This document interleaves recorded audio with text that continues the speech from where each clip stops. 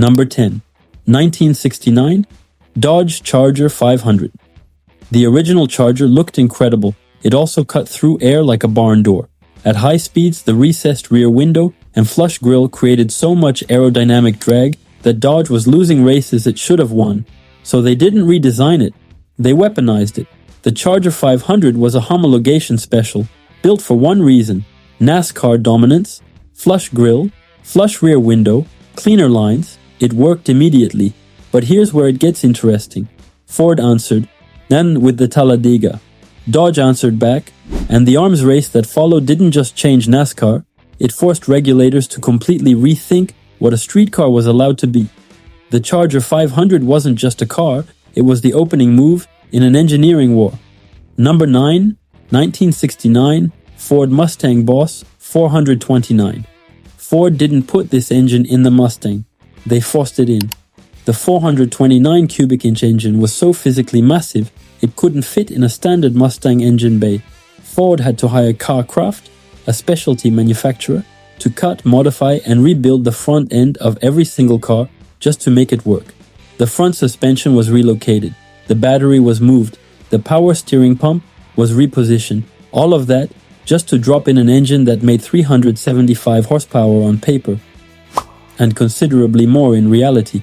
Ford deliberately underrated it because high horsepower numbers triggered higher insurance premiums, which killed sales. Think about that. The car was so powerful, Ford had to lie about it to sell it. The Boss 429 didn't just push limits, it exposed the game being played behind the showroom floor. Number 8. 1970 Buick GSX Stage 1. Nobody saw Buick coming, that was the point. In 1970, the muscle car conversation belonged to Chevrolet, Ford, and Dodge. Buick was considered a car for your grandfather.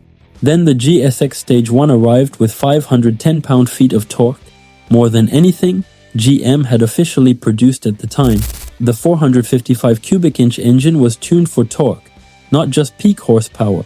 Real-world acceleration numbers embarrassed cars that got far more attention, but GM had a gentleman's agreement: no production car over 400 horsepower. Buick played the game carefully, keeping official numbers conservative. What came out of the factory told a different story.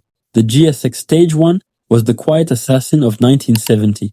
The car nobody respected until it was already gone. Number 7. 1969 Pontiac Firebird Trans Am Ram Air 4. Pontiac built the Trans Am to race. The problem was, it was almost too well built. The Ram Air 4 engine, a 400 cubic inch unit with free-flowing heads, an aggressive cam, and round port exhaust, was a hand-assembled, high-revving piece of engineering that felt nothing like a typical muscle car engine. It didn't have torque down low. It wanted to be pushed hard. Pontiac sold it as a street car. In reality, this was a barely disguised racing engine wearing civilian plates. Trans Am racing rules at the time limited displacement. Pontiac was so confident in their engineering that they entered anyway, running under the limit, and still embarrassed the competition. That's not even the craziest part. Production numbers were microscopic. Fewer than 700 Ram Air 4 Firebirds were ever made. Pontiac almost didn't survive the cost of building them, but the legacy? Permanent. Number 6. 1969 Dodge Charger Daytona. This car was banned immediately. The Daytona looked like nothing on the road. A pointed aerodynamic nose cone, a rear wing standing nearly 2 feet off the trunk. It wasn't styling, it was pure function. Designed in a wind tunnel, engineered to cut through air at speeds that had no business being on a public road. At Talladega, Buddy Baker drove one to over 200 miles per hour. The first time a closed-course race car had ever done it. NASCAR's response was swift. The Daytona, along with its Plymouth Superbird sibling FA, was banned from competition the following season. The wing cars were simply too fast. The series couldn't compete with them. To qualify for NASCAR, Dodge had to build street versions. They did, and the street Daytona with its 440 or optional 426 Hemi was a road-legal race weapon dressed up for a showroom. There has never been anything like it before or since. Number 5, 1970 Chevrolet Chevelle SS 454 LS6. This is, by most accounts, the most powerful muscle car ever offered to the general public through a standard dealership order form. 450 horsepower, 500 pound-feet of torque, solid lifter camshaft, cold air induction, 4-bolt main block. This wasn't a special edition or a race shop build. This was a factory option. Anyone could check the box. Insurance companies across America went into crisis.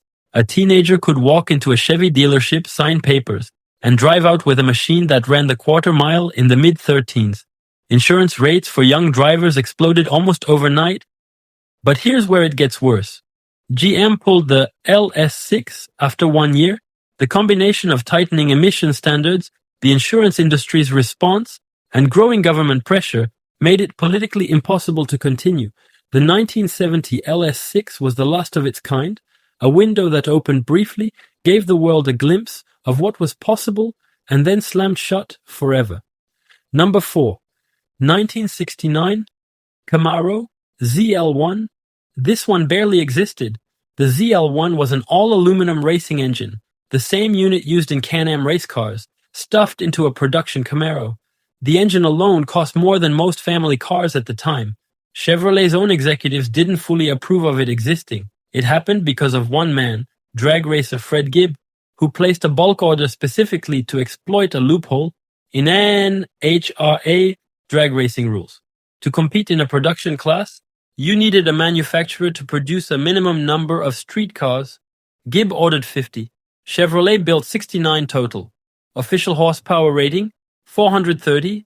Actual output, well over 500.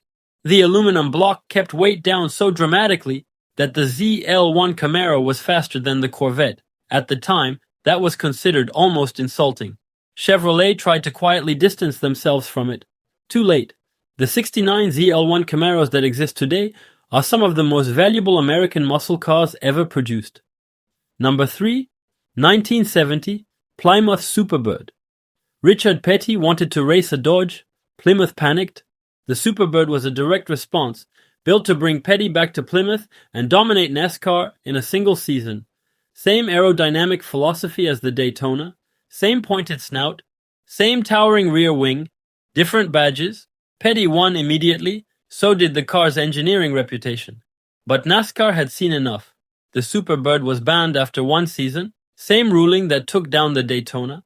The aerodynamic advantage was simply too significant.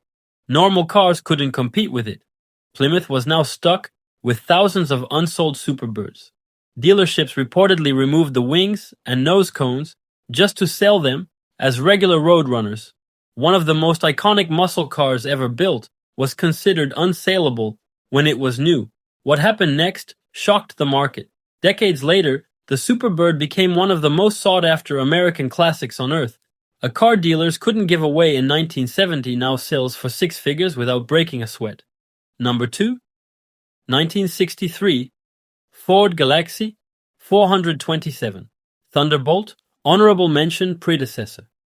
Before the muscle car era fully exploded, Ford was already breaking the rules. The lightweight Galaxies campaigned in 1963 had aluminum body panels, stripped interiors, and a 427 engine tuned to a level that made NHRA officials deeply uncomfortable. The cars were competitive to the point where other manufacturers formally complained. Rules were adjusted specifically to neutralize them. That is the definition of too powerful for the time. Number 1. 1970 Dodge Challenger R/T Hemi. This is the one. The car that forced the entire industry to change direction. The 426 Hemi, developed originally for racing, was a street-legal detonation. Dual 4-barrel carburetors, hemispherical combustion chambers, 425 horsepower official, real-world numbers that made that figure look conservative. In the Challenger's body, it was devastating. 0 to 60 times that rivaled purpose-built sports cars, costing 3 times as much. Quarter-mile numbers that professional drivers struggled to replicate consistently because the power was so immediate, so violent, it punished mistakes without warning. Insurance companies issued surcharges. Some refused coverage entirely. Dealerships were given quiet guidance about which customers they should discourage from ordering it. Chrysler kept the Hemi alive until 1971. Then emissions regulations, rising insurance costs, and the approaching fuel crisis made it economically impossible. The street Hemi was discontinued. An era ended. No manufacturer has ever offered anything quite like it to the general public again.